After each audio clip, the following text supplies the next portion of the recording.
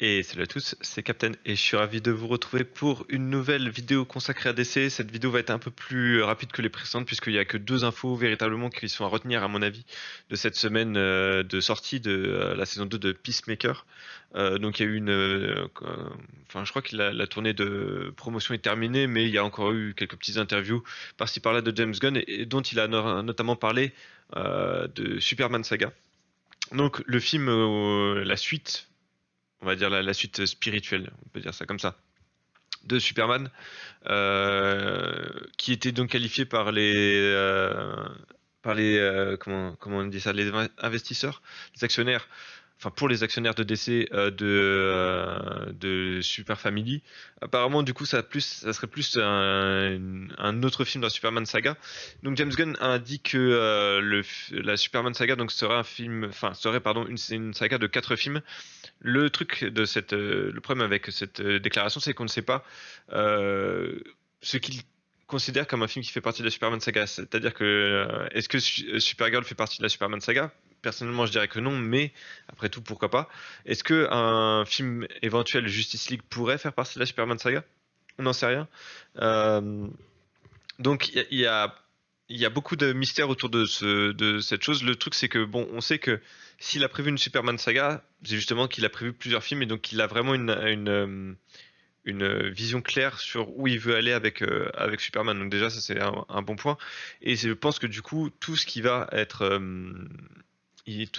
apporté dans l'univers de DC va passer par Superman dans un premier temps, et je pense que ça passera également par les séries. Peacemaker, je dis ça, mais c'est vrai qu'il y a Lanterne aussi. Je pense que, enfin, j'imagine et j'espère que Lanterne doit apporter quelque chose comme à l'univers. Encore une fois, j'ai pas envie que que tous les avancements de DC du DCU se fasse par des personnages tertiaires, genre Peacemaker ou la série Jimmy Olsen. J'ai vraiment envie que des films et des personnages importants apportent des choses importantes. Donc bon, on va voir parce que je dis ça, bah, je l'ai pas mis là dans les infos, mais James Gunn a dit qu'à la toute fin de la saison 2 de Peacemaker, il y allait avoir le personnage enfin l'apparence, pardon, l'apparition d'un gros personnage. Est-ce que c'est Superman?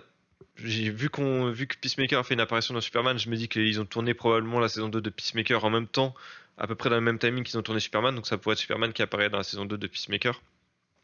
Parce que je pense que de toute façon, l'acteur de Superman, David Corenswet, va être la figure de proue du DCU. Puisqu'après tout c'est Superman, hein, donc je pense qu'ils vont essayer de le mettre dans le plus de projets possible pour que vraiment on s'habitue à cette tête-là et que maintenant ce soit lui le visage de DC. Dans le multimédia, parce que j'y reviendrai un peu plus tard, c'est pas seulement dans les films. Euh, donc, donc voilà, est-ce que à la fin de Peacemaker on va avoir Superman apparaître ou est-ce qu'on va avoir d'autres personnages, je sais pas. Mais donc voilà, on va avoir au moins quatre films avec Superman. Encore une fois, on sait pas ce que ça veut dire. Est-ce que ça va être des films solo sur Superman? Est-ce que ça va être des films où il va y avoir la Super Family? Est-ce que ça va être pourquoi pas un Justice League qui ferait partie de la Superman saga? Est-ce que c'est l'aboutissement de la Superman saga? C'est le Justice League, mais dans ces cas-là, est-ce que c'est le quatrième film la Justice League ou est-ce que c'est après le Superman saga qu'on a ça? Je sais pas. On n'en saura rien, mais bon, d'un côté, je trouve que c'est bien qu'il y ait un capitaine dans le navire parce que j'y repensais hier en me disant, mais au moment où le DCU est en train de crever, c'est-à-dire après la sortie de Justice League version Warner Bros au cinéma, quand on s'est tapé Wonder Woman 84, Shazam 2, Aquaman 2, Birds of Prey, Blue Beetle, tous ces films médiocres qui sont sortis au cinéma. En fait, on savait même pas qui était à Black Adam. Et également, on savait même pas qui était à la tête du DCU.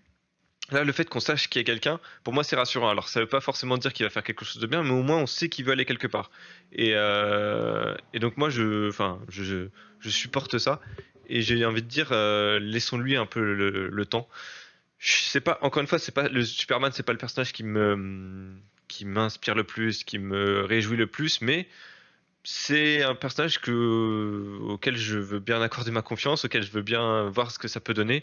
Et après tout, le film, plus j'y pense encore une fois, plus je trouve que le film est que j'avais un avis mitigé dessus. Je pense que maintenant, là, mon avis sur le film est plutôt bon après les retours enfin, après avoir réfléchi dessus. Donc, peut-être que dans 10 ans, on va se dire soit le film était super bon et au final, il a vraiment super bien introduit l'univers, soit il était aussi médiocre que le reste de l'univers. Mais au moins, on a une direction. C'est ça que je veux dire et c'est vraiment le sujet principal de mon propos.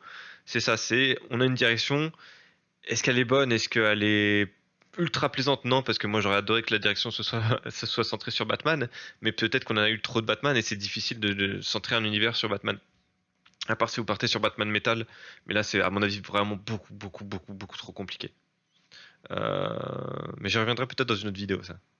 Voilà, donc c'était juste pour vous, c'est vraiment juste pour vous montrer les images, enfin un fond d'image parce qu'au final dans l'article il n'y a pas grand chose, on apprend pas grand chose. Donc on apprend oui l'adaptation de Sergeant Rock, que le DCU il y a apparemment un plan sur 10 ans. Est-ce que le plan sur 10 ans du coup ça serait 2035, mais est-ce que du coup les 10 ans font que le premier chapitre qui est donc Gods and Monsters, ou est-ce qu'on a un peu plus?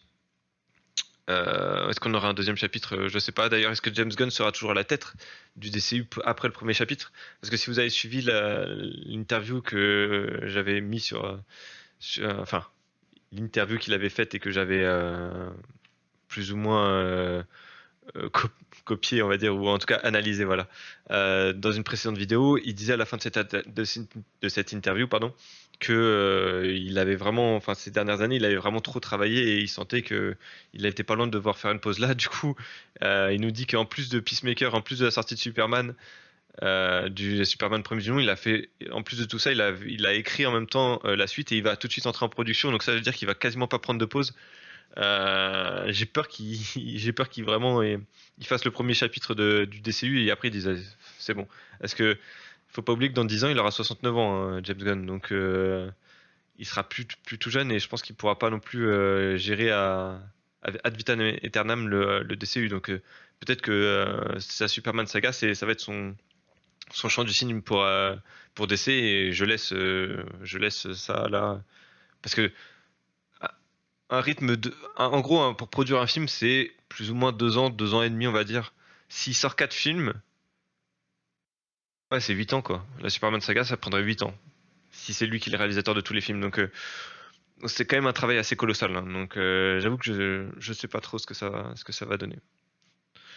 Je sais pas. À mon avis, enfin, en vrai, je sais pas. Matt Reeves, il a quel âge? Parce que j'ai l'impression qu'il veut quand même, vu comment il en parle, James Gunn, j'ai l'impression qu'il veut donner les rênes du DCU à Matt Reeves après. Il arrête pas de parler de lui en bien. Il dit qu'il aimerait bien le faire travailler dans le DCU, etc. Chaque fois qu'il a des interviews à n'importe quel média, j'avais vu notamment sur, je crois que c'était Combini, une vidéo sur YouTube où il est donc dans le vidéo club de Combini et il parle de Matt Reeves, hein, comme quoi il tarit pas d'éloges sur lui. Donc j'ai vraiment l'impression que James Gunn, en fait, son successeur, il l'a déjà désigné et c'est Matt Reeves. Mais je crois qu'ils ont à peu près le même âge, donc ça serait un peu bizarre. Mais du coup, Matt Reeves, lui, par contre, je pense que ça serait typiquement le genre de personne qui orienterait plus le DCU vers Batman. Donc à voir. À voir. Tout ça pour dire que on a parlé donc de Superman Saga, des 4 films Superman, ou en tout cas centrés sur Superman qui arrivent. James Gunn on a profité pour dire que ils ont donc discuté avec avec deux studios, les deux studios phares de Warner Bros. Game, qui sont donc NetherRealms et Rocksteady.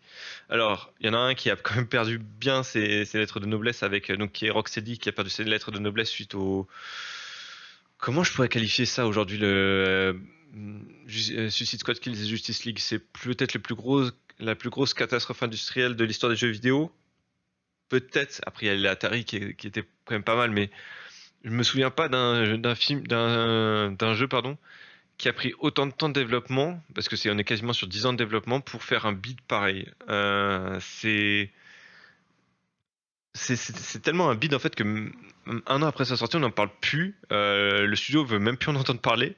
Je sais même pas si on va sur le site de Rocksteady, je sais même pas si on peut avoir des choses sur Suicide Squad qui est the Justice League.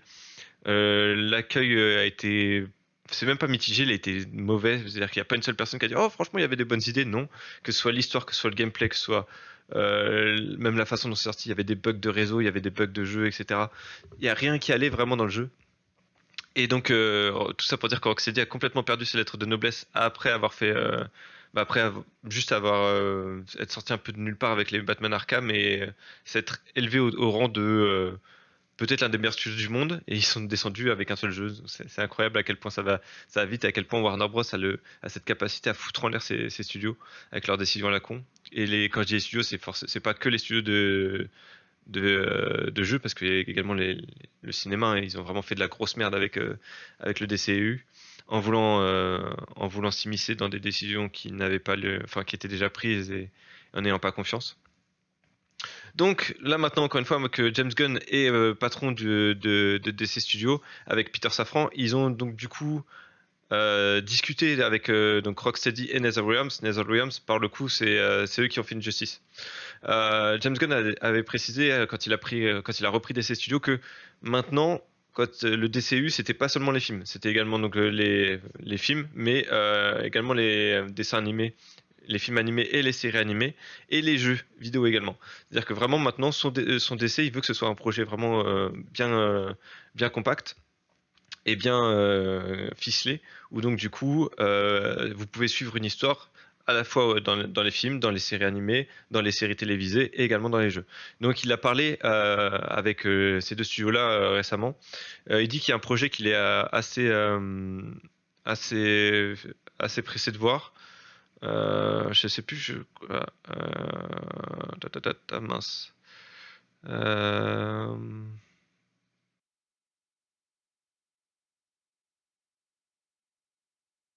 Ouais, en gros, voilà, il y a cette phrase-là qu'on pourrait retenir. Peut-être que vous devriez essayer ceci parce que nous prévoyons de faire quelque chose avec ce personnage, et ainsi de suite. Bon, en gros, vu qu'il y a eu plus ou moins des infos comme quoi David Corenswet pourrait reprendre son rôle, je pense qu'on peut dire que le prochain jeu, il y a de grandes chances qu'on ait un jeu Superman, ou alors un Injustice 3, puis, ou... ah mais non, parce que Injustice 3, en fait, je vois pas pourquoi David Corenswet reprendrait son rôle. Je vois pas pourquoi Injustice reprendrait le DCU en fait. Pour moi, Injustice c'est un monde à part, c'est vraiment l'univers à part, donc c'est pas du tout le DCU. Donc je vois pas ce que NetherRealms ferait avec le DCU à l'heure actuelle, parce que NetherRealms ils sont spécialisés dans les jeux de combat. Après à une époque ils avaient dit aussi qu'ils voulaient peut-être arrêter les jeux de combat parce qu'ils commençaient à en avoir marre, mais juste après cette déclaration-là, ils ont fait Mortal Kombat 10, 11 et le 1. Donc, leur déclaration ne veut pas forcément dire quoi que ce soit non plus, mais je pense que du coup un jeu de combat dans le DCU, ce serait un peu bizarre. Après, ils ont repris Peacemaker avec Injustice, non pas Injustice, n'importe quoi justement avec Mortal Kombat, je crois. Donc à voir. Je sais pas trop quoi en penser. Je pense que si on a un jeu Superman, ça sera clairement Rocksteady qui le fera, mais après Rocksteady il y a eu une offre d'emploi, je crois qui était sorti en février, si je me trompe pas, sur le LinkedIn pardon, de Rocksteady, ou je sais plus si c'était directement sur le site de Rocksteady, qui disait qu'il cherchait du coup quelqu'un pour la suite, je crois, d'une franchise bien aimée ou quelque chose comme ça en open world. Ce qui est encore une fois, c'est un peu chiant parce que c'est vachement contradictoire avec ce que les actionnaires de DC, de Warner disaient, où ils disaient que eux, ils voulaient augmenter les live services, les jeux live service, donc façon Suicide Squad qui est Justice League, et que tous les prochains jeux de Warner Bros seraient que ça. Après, la personne qui a dit ça, qui était donc David Haddad, il a quitté l'entreprise en janvier, et je crois que c'était lui qui avait dit ça, qui avait pris cette décision, qui avait dit maintenant tous les jeux seront live service. Donc en fait, depuis qu'il est sorti, depuis qu'il a quitté le studio, on n'a aucune nouvelle d'aucun jeu. Il n'y a aucun jeu qui a été annoncé. Donc pour moi, vous voyez cette phrase-là, là, pour moi, ça veut dire que ce mec-là, en fait, il avait vraiment dit, on veut que des live services. Ils ont compris qu'ils se sont pris une putain de tollée avec sur les réseaux sociaux. Beaucoup de gens ont dit non, non, non, mais vous n'allez pas faire ça. Et peut-être que du coup, ils ont eu un changement behind the scene où du coup tous les projets ont été mis en pause ou annulés, comme Wonder Woman. Euh, et peut-être du coup qu'ils se seront concentrés sur des jeux un peu plus classiques, comme une suite à Arkham Knight. Encore une fois, on peut pas faire une suite à Arkham Knight. Je pense que c'est assez clair parce que c'est pas dans le DCU. Et si James Gunn a parlé à NetherRealms et Rocksteady, c'est à mon avis pour leur dire votre prochain jeu, vous le faites pas dans votre univers à vous, on va le ramener dans le DCU, et donc voilà sur quel personnage vous pourriez travailler parce que il y a telle histoire est libre, on va pas la faire en film, on va pas la faire en série, il y a tel créneau qui est prenable. Et je pense que clairement sur une franchise aussi grande que DC avec tellement de personnages avec un tel univers, enfin, vous pouvez pas raconter toutes les histoires au film. Il y a forcément des moments que vous pouvez, il y a forcément des moments, il y a forcément des histoires que vous pouvez raconter euh, en jeu. Il y a forcément des moments que voilà, les scénaristes ne peuvent pas prendre en compte et ne peuvent pas appliquer. On peut pas être partout à la fois, quoi. Donc il y a forcément des choses qui vont être prenables. Vous savez que là, si je me trompe pas. Ce studio-là, je crois que c'était eux qui avaient fait le Seigneur des Anneaux, l'Ombre du Mordor et la Guerre du Mordor, je crois. Et en vrai, le système de combat de ce jeu et même l'open world me faisait vraiment penser que, alors ça va peut-être vous paraître bizarre, mais alors certes à Wonder Woman, mais également à Flash parce qu'il y avait le personnage de Talon. Il avait un moment, enfin, il pouvait genre accélérer sur le sol avec un de ses pouvoirs. Et je m'étais dit, quand j'avais vu ce pouvoir, quand je l'avais testé, je fais putain, mais en fait, ça peut être le début d'un bon jeu Flash, ça. En tout cas, ça peut être la dynamique que vous pouvez infuser à un jeu Flash. Donc voilà, juste pour vous dire que ça se trouve, ils avaient déjà la mécanique, mais bon, ils ont annulé avec leur connerie de vouloir faire des jeux live service. C'est vrai que leur dernier jeu à Warner Bros, quand on y pense, hein, c'est Suicide Squad Kills the Justice League et Multiversus, que des jeux live service. Et si on va même plus loin, il y a Gotham Knights. Putain, mais à quel point ils se sont pété la gueule, ces cons. Oh là là, c'est en termes de décision, vous pouvez pas faire pire.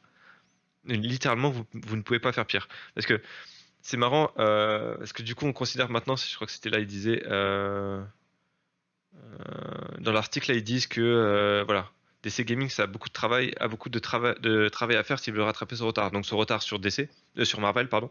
Parce que c'est vrai que Marvel, maintenant, ils sortent quasiment un gros jeu, ou en tout cas un jeu attendu par an. C'est-à-dire que l'année dernière, il y avait Spider-Man 2, si je me trompe pas. Là, ils ont sorti Marvel Rivals. Et en fait, on n'entend parler que de Marvel maintenant dans les jeux vidéo, alors que il y a encore 10 ans de ça, Marvel ne pouvait pas mettre un pied dans les jeux vidéo parce que, en fait, juste d'essai avec les jeux Arkham, Arkham City, Arkham Knight et précédemment Arkham Asylum et également Arkham Origin, avait explosé Marvel et les avait complètement empêchés d'avancer, quoi. Et en fait, DC c'est tué tout seul. C'est incroyable. C'est incroyable. Et du coup, maintenant, ils ont 5-10 ans de retard et maintenant, il va falloir refaire tout son retard en sortant des jeux pour attirer à nouveau des gens. C'est incroyable. C'est incroyable. À quel point des décisions de merde prises par les têtes pensantes mais peuvent foutre en l'air votre franchise. Enfin, vraiment, c'est un cas d'école de pourquoi les actionnaires, les mecs qui n'ont jamais touché aux jeux vidéo ne doivent jamais prendre de décision, en fait. Vraiment. Parce que c'est un petit dernier point que je voulais dire. James Gunn, il est pas, comment, euh, il a déjà écrit un jeu vidéo en fait. Et ça, c'est quelque chose que j'ai appris assez récemment. Il a écrit Lollipop Chainsaw, qui est sorti en 2010, qui était un jeu un peu beat'em, enfin pas complètement un peu, enfin pas un peu, qui était complètement beat'em all, où vous incarniez donc une pop-up girl qui devait survivre à une apocalypse zombie avec une tronçonneuse. Son petit ami, je crois, se faisait transformer en zombie, donc pour le sauver, elle lui coupait la tête au début de l'histoire et comme ça, il pouvait survivre sans être un zombie. Donc je crois que toute l'intrigue du jeu, c'était de lui redonner un corps ou un truc comme ça, je crois. Bon, c'était un jeu qui était complètement barré, mais tout ça pour vous dire il a mis les pieds dans le, dans l'univers du jeu vidéo, quoi. C'est pas non plus un rookie qui ne connaît rien à l'écriture des jeux vidéo, etc. Donc également pour vous dire que n'attendez pas des nouvelles avant un an, je pense, des jeux d'essai. Je pense que un jeu, typiquement, comme je le disais, un film, ça met 2 ans et demi à être produit. Un jeu triple A aujourd'hui, c'est à peu près les mêmes temps. C'est entre 2 ans et 2 ans et demi. Ouais, je pense que c'est ça. Et alors, un jeu, l'avantage par rapport au film, c'est que ça peut être annoncé un peu en avance. C'est-à-dire que normalement les films, les premiers trailers arrivent 6 mois avant la sortie du film. Là, un jeu, vous pouvez l'annoncer un an à l'avance avec genre une cinématique d'annonce. Où vous montrez pas de gameplay, mais vous faites une cinématique d'une minute et après, du coup, vous pouvez laisser les gens parler sur les réseaux sociaux. Comme ce que je ferai. Hein. Dès qu'un jeu d'essai sera annoncé, vous inquiétez pas que je prendrai la cinématique, je ferai un react et puis je ferai plusieurs vidéos pour théoriser sur ce que ça pourrait être. Donc voilà, on va attendre 2 années, enfin au moins un an, je pense, avant d'entendre parler d'un jeu d'essai, et on verra où on en est à ce moment-là. Mais je suis prêt à parier que ça sera un jeu Superman, vraiment.